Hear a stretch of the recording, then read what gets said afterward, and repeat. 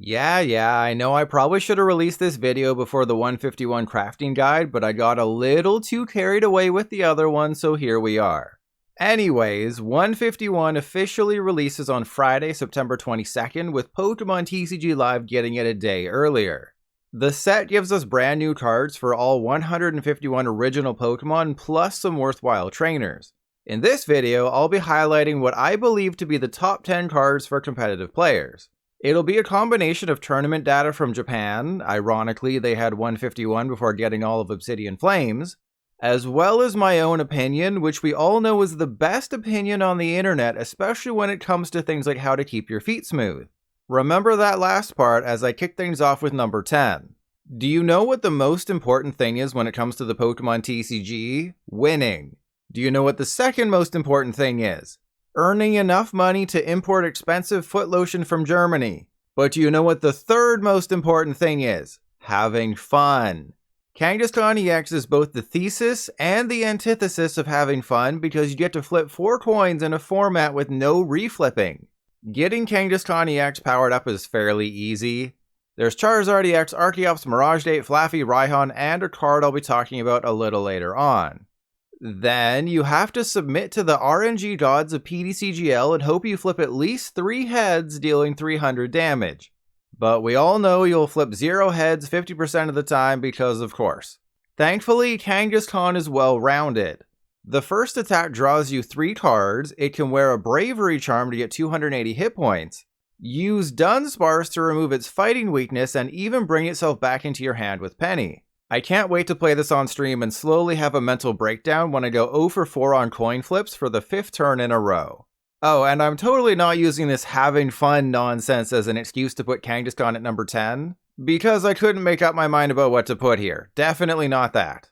I don't care what you say, I won't rest until every person in the world knows about how good Arbok EX is in my head. For 3 Darkness Energy, not only do you do 150 damage, but your opponent has to discard 2 cards from their hand. I don't understand why people aren't more excited for the silly Cobra, given how popular Trevenant and Dusknoir was back in the day, and still is in Expanded. The game plan for Arbok is fairly simple. Get energy into the discard pile by whatever means necessary, then attach it to a benched Ekans or Arbok with Dark Patch. Then slap Path to the Peak down, hit him with a Judge, and force them to discard 2 cards from their hand. If you're able to pull that combo off, turn 2 going first, you'll elicit a ton of early concedes on PTCGL, which makes the game less fun to play for both of you, but again, winning is the most important thing. Okay, I get it, this is kind of weird. A set with 160 plus cards and I'm focusing on 2 common basics, but you have to dig a little deeper.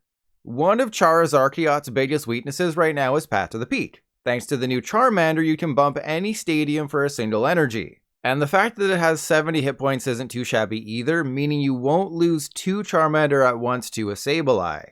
For the Pidgey, yes, it has 10 less hit points than the current Pidgey, but the attack makes it worth the loss. Call for Family is absolutely huge, meaning you don't have to worry as much about getting basics down. Just use Pidgey's attack to grab an Arceus V and Charmander or Manaphy and another Pidgey, and your board has stabilized. Honestly, these probably should be higher on the list given how playable they'll be, but I already have people calling me out for not including Zapdos EX in the crafting guide. I just can't see the potential of Pokemon that hit the bench because Manaphy is seemingly in every deck these days. Maybe if Miraidon had more reliable draw power and could play Canceling Cologne, I'd change my Kricketune, but I'll need to be convinced before I admit Zapdos is any good. Sticking with the Charizard theme, do you know what the current Charizard EX deck is lacking? Early game one-shot potential. Well, 151 Charizard EX solves all that. While it is a bit destructive, requiring you to discard 3 energy in the process, Explosive Vortex deals 330 damage for 4 energy, one-shotting almost everything in Standard.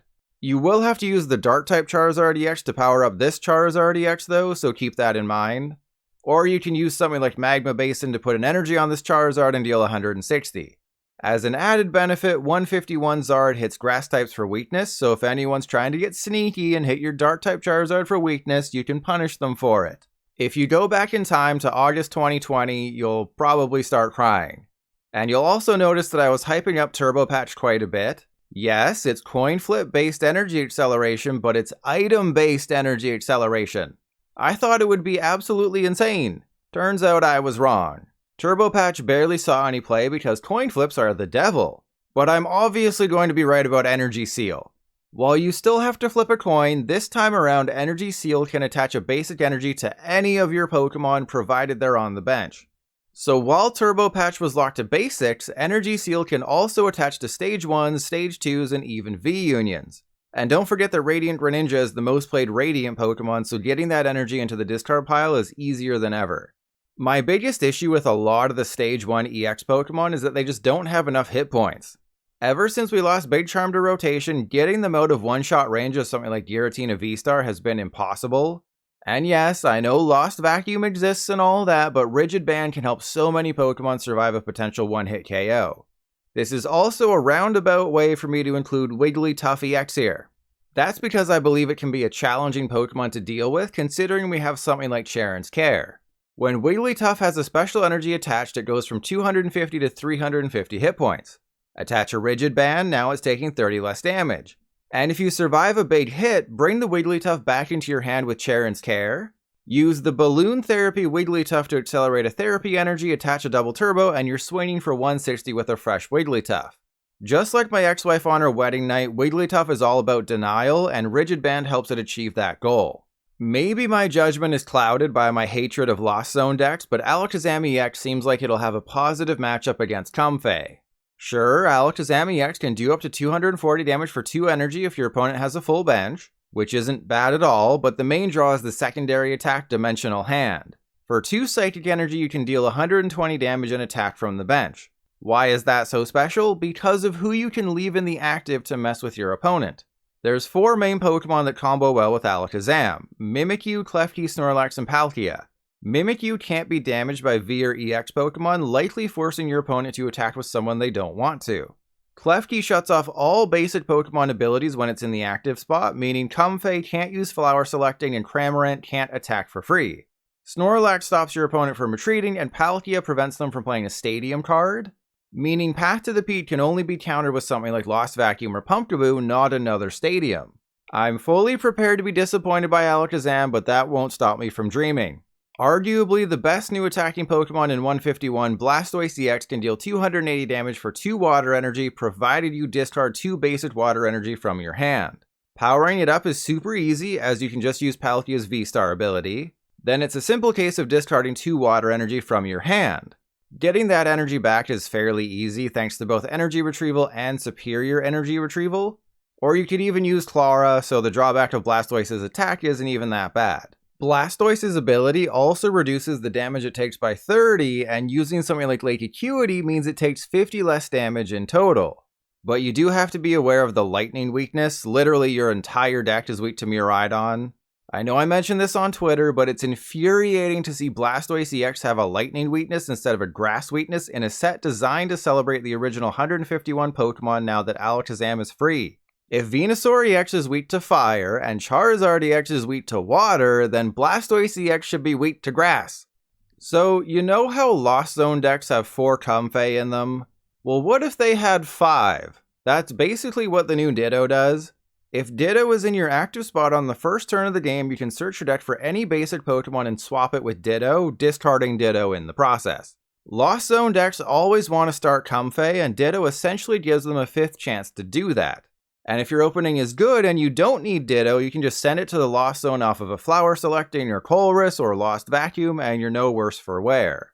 The fun of Ditto's ability also extends to something like an Arceus V-Star deck. If you're playing a lot of one-of basic V Pokemon, you can increase your chances of finding what you need on that first turn. Or you can swap it for a Squawkabilly EX and get a fresh hand to 6 if your opening hand is absolutely garbage. Ditto's not a meta-shifting card, but it helps make decks more consistent and reduces the number of times you'll have a bad turn 1. I'll be honest, I don't see it yet. But Mew EX is the best card in 151. However, it's more about the versatility than the outright power. Tons of lists in Japan are running 1 copy of Mew EX because of the ability, the attack, and the free retreat cost, but definitely not because of the hit points. Featuring a concerning 180 HP, Mew EX fills your hand to 3, great for helping you out of a tough position. Then the attack, Genome Hacking, lets you copy any attack from your opponent's active Pokemon for 3 colorless energy. This means you can use Lost Impact or Moonlight Shuriken or even Primate Acting so long as there's a Giratina V-Star or Radiant Greninja or a Rangaroo in your opponent's active. Speaking of that versatility, Mew EX can easily slot into Lugia, Miraidon with Flaffy, Gardevoir, Baxcalibur, Charizard, Lost Box, Arceus with Poppy or Raihan, and more. It can also be useful in decks that run Energy Seal or Experience Share or Raihan.